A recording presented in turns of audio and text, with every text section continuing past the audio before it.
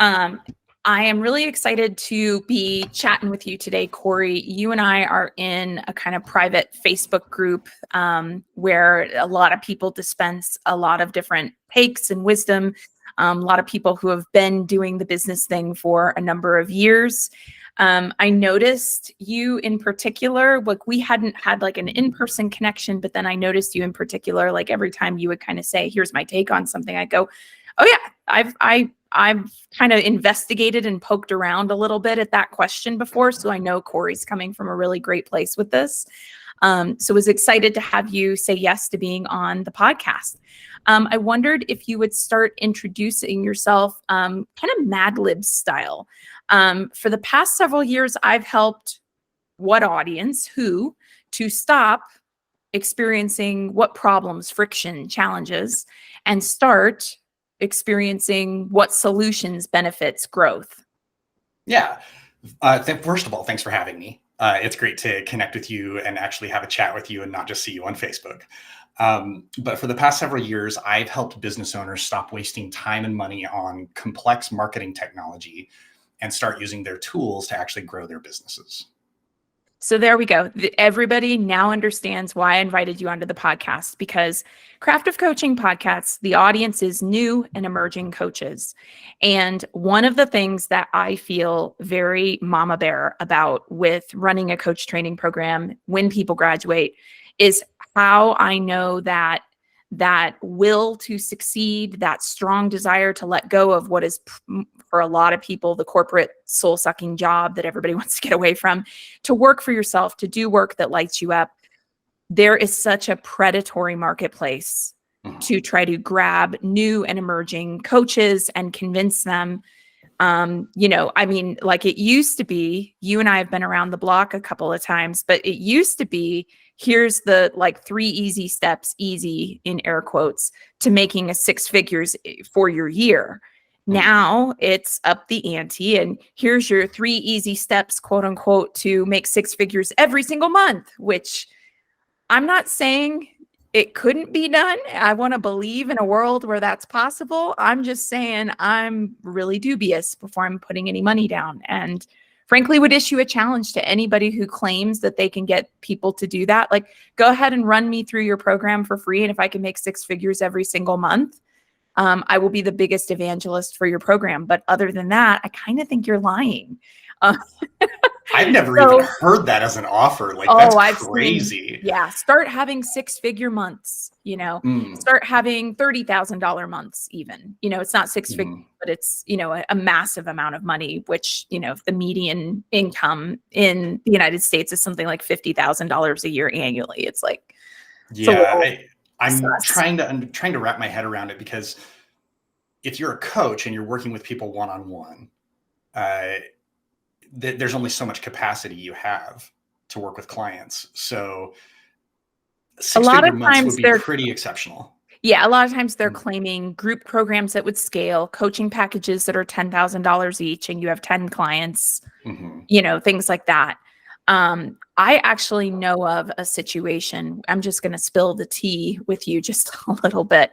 I had a little legal entanglement with somebody many, many years ago, where they came after me, and I was like, oh no, you think I'm not going to lawyer up? Let's talk. And the funny thing about like going into the private investigator mode to try to figure out like what was going on with this person is that I actually figured out how they make some of these claims. Here's what they do. They basically will have people swap payments of some gargantuan amount. So they'll have, like, let's say 2 coaches. I'll pay you $10,000 to coach me, and you'll pay me $10,000 to coach you. And then you have a balance sheet that says that you had a $10,000 month. Got it. So that's essentially what they're doing. And then they kind of package it all up in this whole like money mindset thing. Like, you have to do the exercise of swapping the $10,000 with somebody else to generate a bank income statement where you see all this money on the bank income statement, so that you can then step into some kind of manifested reality, which I find to be I mean, really, really predatory. There's just a lot of predatory stuff. So you've introduced yourself basically to come back to you as the guest, as the person who's going to help the coaches cut through the noise. What are the systems that they actually need? That's what you're helping people with. I know you've worked with a lot of artists. Today we'll focus on coaching, but I think a lot of it, there's a lot of overlap there. Coaches and artists both have a lot of fear around asking for the sale, putting themselves out there, not wanting to be a schmarmy marketer, all that good stuff. So when an artist or coach is getting started with marketing, what are the things that you see them focusing on that are actually not the best use of their time, money, or resources? Yeah. So yeah, I work with artists a lot, and I am a coach, right? I coach artists, and several of the people who are close to me in my life are coaches as well. My girlfriend is a coach. My best friend has been an executive coach for a long time, and I actually worked for his company for a little while. So I get to see the inside of a fair number of coaching businesses. And one of the things that I see beginning coaches do is they try to scale, right? And scaling, for whatever reason, has become like a buzzword. I need to scale my business. And scaling is something that you do after you find what's called product market fit.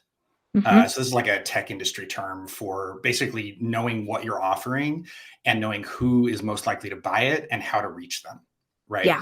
And product market fit for a coach, depending on the coach, it might look like something like, okay, I know that I offer life coaching for women with children who are executives, right? Like and then that you work really well with those people, and that they really like working with you, and you've had at least a handful of coaching engagements, so that you have a track record of working with them and you feel good about it, and that business is growing probably by word of mouth or referral. That is when you get to the point where you can scale a business. The challenges with like the danger of scaling a business, scaling means to make it grow bigger and faster, right? And the problem is, if you scale a business that doesn't have product market fit, you scale the wrong things. You scale the wrong messages. You reach a lot of people, but they're the wrong people. You make a lot of offers, but they're the wrong offers. So people come and talk to me about tech, and they show me their marketing automation implementation or their ad strategy. And I'm like, you don't even have a good offer yet. What are you doing? Yeah. You need to make sure that you find product market fit. And then when you're confident about who you're talking to and what you're selling, that's when you can start scaling up. Yeah. And to one of the examples I've given when I've taught marketing to coaches is I bring up when I was looking for my very first home in California, which is daunting. My husband and I'll never forget the realtor we adored our realtor, but I remember one of the houses she showed us, they had a really, really wide side yard. And she was like, someday when you retire, you could park an RV there. And it was this thing that like stuck out, because we're trying to just get in on our first home, which for most home buyers is the hardest. We're not thinking about retirement. We're not thinking about RVs. We're not thinking about any of that. So it's almost like to go out into the marketplace, to have the wrong product or the wrong message for the wrong audience is kind of like that moment. It's not that she wasn't making a good point. The side yard absolutely did have enough room for the RV. It's just that as first-time home buyers in that moment, we were not the right audience for what she was pointing out to us. It was just that we're nowhere there. And that's sometimes what happens with coaches, where they're talking to Gen Z about like how to do executive coaching. And it's like, well, hold on. Gen Z might not be at like the executive coaching level yet. A lot of Gen Zers are just starting out in their careers, things of that nature. And correct me if you feel like I'm getting off base with what you're saying. No, I think that's exactly it. Like, I'm going to build a whole email marketing series for my business, and it's going to, have all these messages. And if all the people who are following you and joining your email list are Gen Zers, for example, and your whole email series is about how to lead teams, there's a disconnect there. Yeah. And trying to build like extra complexity, having like a 10-part email series when you've just barely booked your first few clients, probably not where you want to spend your time and effort. Yeah, that and a 10-part email series, there's so much in there that's like, God, that's a lot of variables to test. Like, what if one of your emails you've accidentally patterned it to go out on a Sunday and that's like a bad time for email opens or something. And it's like you don't even realize it. It's just like there could be what if you have a broken link in one of those and you're like, why is it everybody stops my sequence at number 6 and you're thinking it's your content. It's just it's really overcomplicates things. Yeah. Yeah. When you're a solo practitioner and maybe you have one assistant, neither of you have time to be maintaining a sequence like that. So it's something you do after you have a little more time and a little more revenue coming in. And this also happens with social media. You'll see coaches start posting on social media without knowing who they are and what their offer is. And so they're just like doing social media, but they're talking to this vague like audience without talking directly to the kind of people that they want to be working with as a coach. So you see that happen too. Yeah. I was speaking with another coach for the Craft of Coaching podcast recently, actually, and we got into a whole thing about niching and how one of the fears coaches have is that if they choose a niche, they're cutting off a lot of people who might want to come work with them.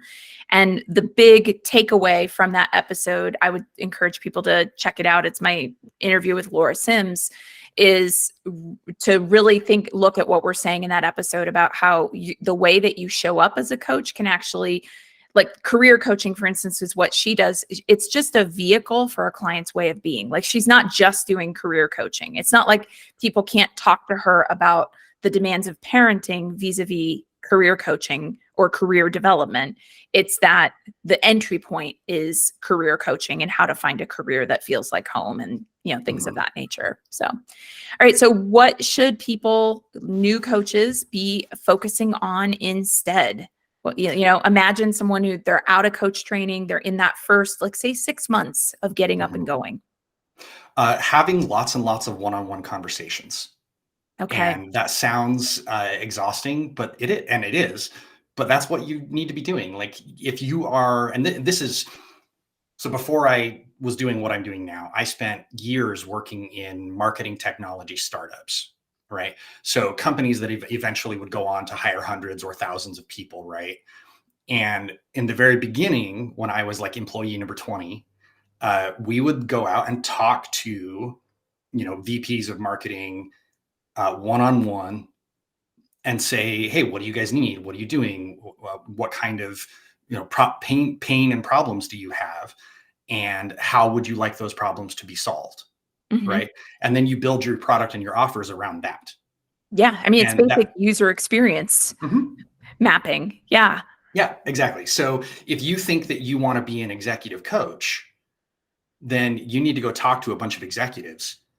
And if you don't have access to any executives and you want to be an executive coach, you've got a bit of a problem. Yeah.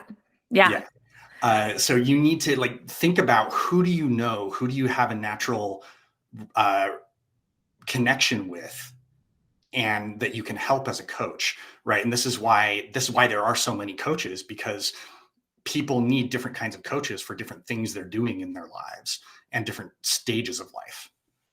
Yeah, absolutely. Are you familiar with value proposition design? That's my. Yes, I'm more familiar with the jobs to be done framework. Okay. Yeah. But they're similar ideas. Yeah. Yeah, I love value proposition design because it's really, I think of it as you speak to the problems people face and the solutions that they desire. And for new coaches, like in that example of if you want to do executive coaching, but you don't actually have a connection to executive coaches, one, you need to get connected to some executive coaches. And then two, you need to be asking them about what are the problems they're facing? What are the friction points? What are the talking jobs to executives, not other executive coaches, but talking to executives. Yes, sorry, excuse me. Yeah, talking to executives. And so what are the problems that they're facing or jobs to be done and the solutions that they're desiring and getting really clear on that. And the thing I love about value proposition design is when you map all that out, your sales page is basically written. Are you someone who struggles with da da da da da? Great. Well, I've got a solution for you. Here is what we can achieve together in coaching, Yeah. and it makes it just so much easier. So Yeah. Yeah. When I was designing theabundantartist.com, like the business that I have for coaching artists, uh, I went out and talked to hundreds of artists, and I have a BFA in theater. So my natural audience was other performers and their tertiary audiences, and it turns out there's a lot of overlap between visual artists and performers. They were a lot of my friends, and so when I started that business, it was literally just me kind of flailing around and figuring things out very early in my career.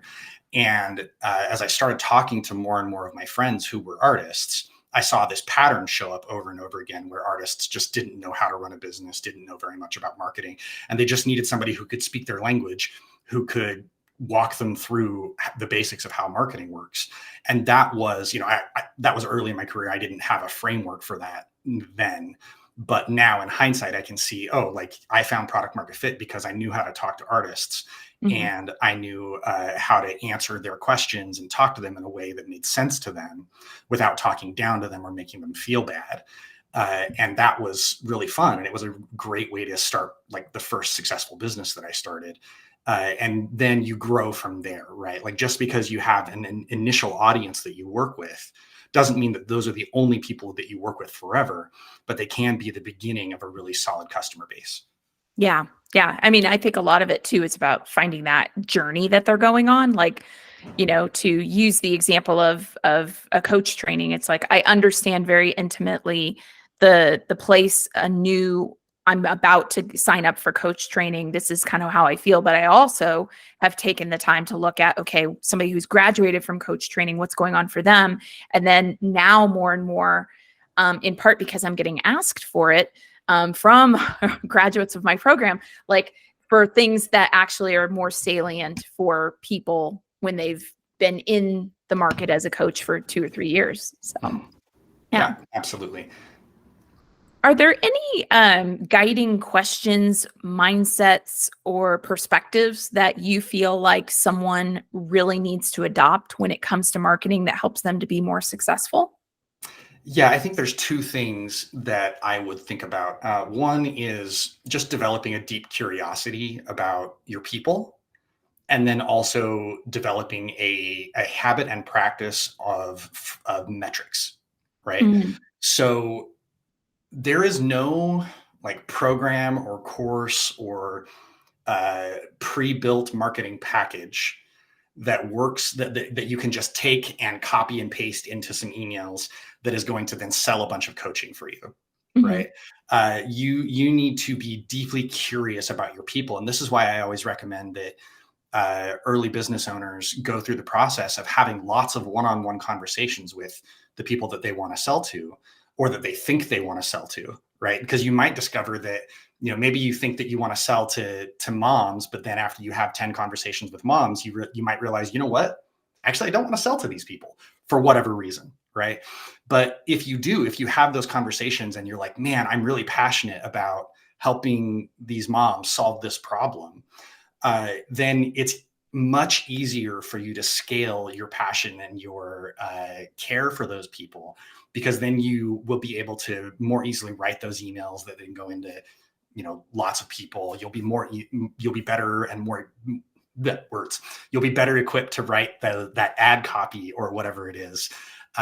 If you care deeply about your people, that will show up in your marketing and kind of get rid of a lot of that sale. Like people always say, oh, I don't want to be salesy, mhm. right? I don't want to be salesy. And all salesy is, sometimes it's bad writing or just bad marketing. But a lot of times what looks salesy to one person just means that they're not the right fit.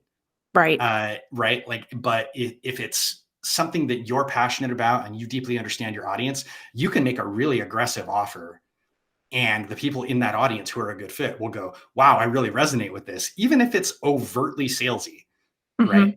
Mhm, So just having that deep curiosity about what's going on with your audience and who they are and what they care about and all that kind of stuff will inform everything down the line, including your team, right? Because your team, like whoever you hire to help you run your marketing or help you do marketing, uh, those people are never going to care about your audience the way that you do, and they're mhm. never going to care about your business the way that you do. right?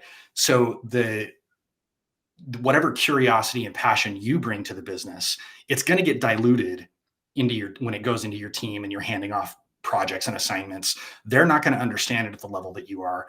So one of the dangers of scaling is transmitting the idea from your head to somebody else's head to the audience. And so the clearer you are, the clearer it will be down the line when it scales out to 10 emails and 15 ads and all that kind of stuff. This has me wondering, because we keep kind of circling around this question of audience. Mm-hmm. I'm wondering, like, I know because of time, like kind of high level, how do you help people to identify their audience? Because we've really moved past, or at least I think, and if you want to correct me on this, I'm totally open to that. We've really moved past demographics, age, location, married or not, and more into psychographics, which is a values based way of looking at things. So all people who, are really into natural health, personal growth, and being politically active to try to affect change, right? Like, and that can be a different group than a different politically active group who is not into like personal growth and crunchy granola, natural health, right? And I'm just riffing here. I'm not like pulling in any particular group, just in case anyone's wondering. But I'm wondering, what are some things that you do to try to guide people to identifying who their audience is? Because I can imagine for an artist, even for a coach, it can be very like, well, I would coach anyone, or I would make my art for anyone. Yeah. So if your audience is anyone, your audience is no one, because there's too much competition. There's too many people who are unique and interesting for you to compete with them if you don't put a stake in the ground, right?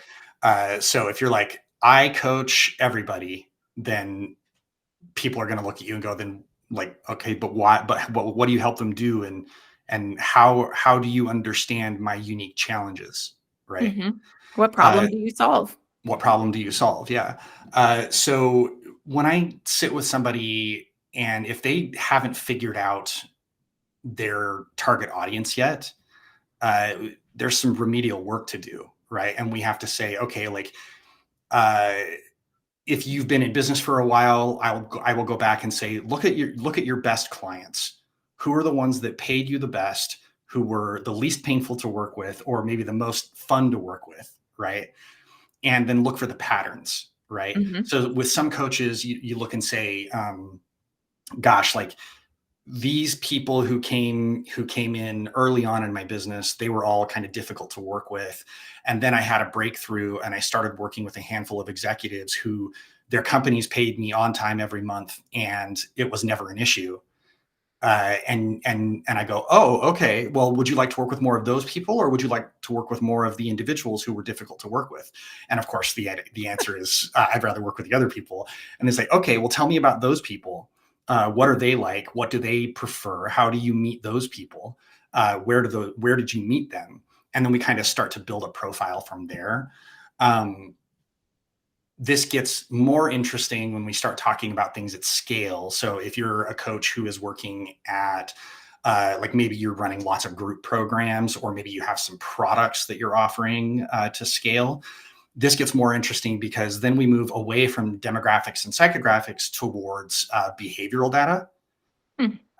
And this is where, for me as a marketing nerd, things can get super interesting because behavioral data is way more reliable than psychographic and demographic data, because psychographic and demographic is broad and it's you're labeling groups with a certain label, but behavioral data is individualized, right? So the technology exists now where I can say, okay, this user number one on my website went to my about page, then they went to my like testimonials page, and then they went to my coaching application page.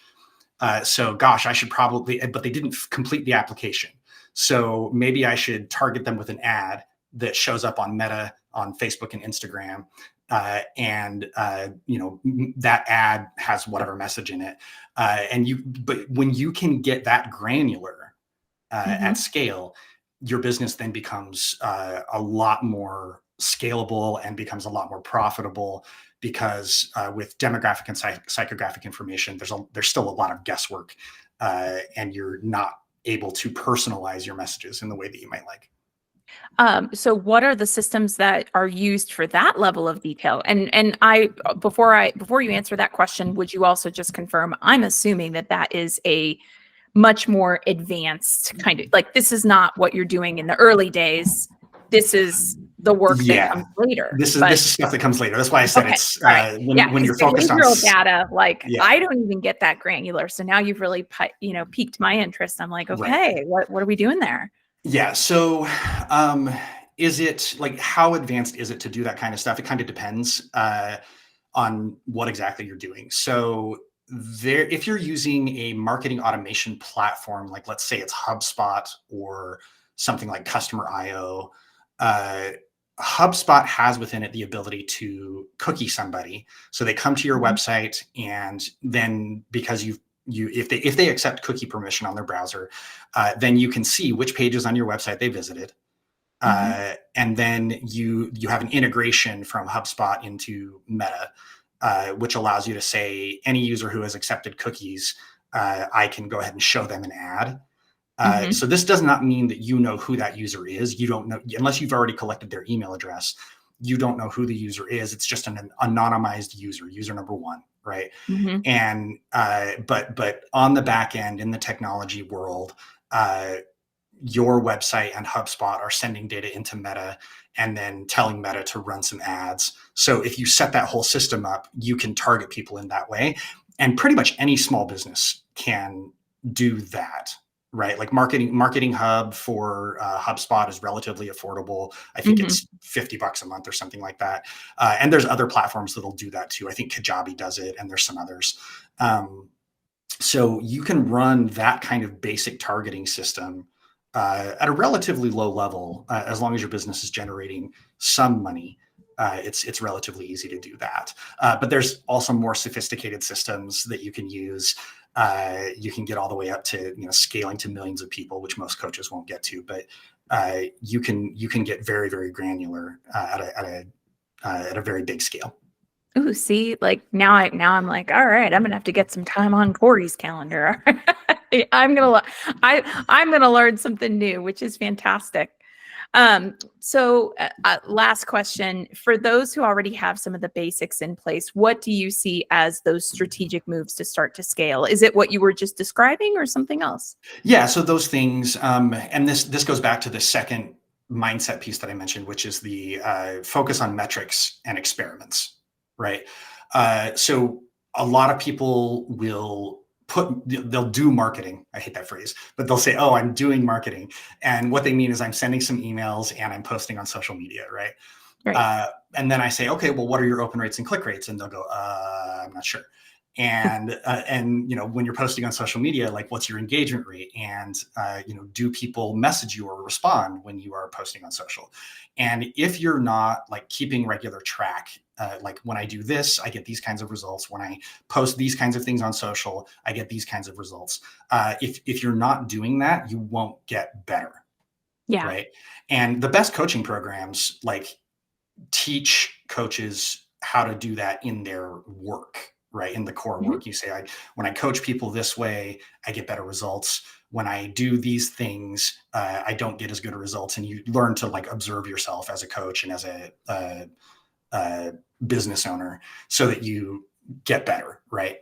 Um, so you focus on and each marketing method has its own metrics, right? But real high level, you want to focus on your sales, and then what are the 2 or 3 steps before your sales that drive results. So for a lot of coaches it looks like, well, somebody books a sale, like they book a coaching session on my website, and I know that if they are on my email list, then 1 out of every 50 people that are on my email list are going to book a coaching session with me over the course of a year, Mhm.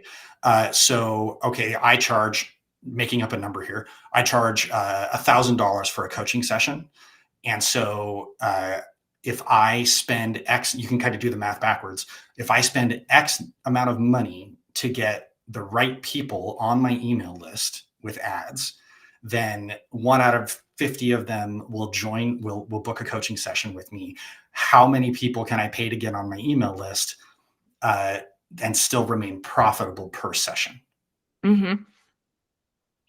Yeah. And I mean, that is an important number to know because these days with Facebook and Instagram, it's pay to play all the way. I mean, to be honest, I wonder how long Facebook and Instagram will even be viable platforms because too many people will, myself included, like I look at, I have like 11,000 followers on my Facebook Your Courageous Life page. And when I put content out and I see that the reach was 3 people, I'm kind of going, hold on there a minute, Facebook. Like, I get that you're trying to get me to pay to play, but like, you're not even inspiring me to want to if you're only showing my content to 3 people to try to, get me to pay to play. Like if you would show it to like 300 people, then maybe I'd be kind of inspired and go, oh, well, 300 out of 11,000, like, let me double that or something. But I think they're playing it a little too fast and loose with most people who are on those platforms. It's part of why platforms like TikTok, people jump to it and go over there because they can start getting results so much faster and without having to pay to play. But everything you're talking about feeds into an appropriate strategy for being able to say, this is what's working. So you can get out of that burnout phase, frankly, of throwing spaghetti at the wall to see what sticks. Yep. So, yeah. All right. Well, if anyone wants to find you, is there anything else you want to leave us with today about where you are or what you're up to that could be enticing to them today? Oh, sure. Yeah, if you want to learn, like, if you happen to be an artist and you want to learn more about like business coaching for artists, you can head over to theabundantartist.com. If you are not an artist and you own a business and want me to come and talk to you about marketing and marketing technology strategy, you can just shoot me an email. It's coryhuff@gmail.com. And I'm happy to be a consultant with you or your business, or just have a conversation. I do that with a lot of different businesses. Awesome. Well, thank you so much for being here, Cory. Really appreciate all the insights that you've given.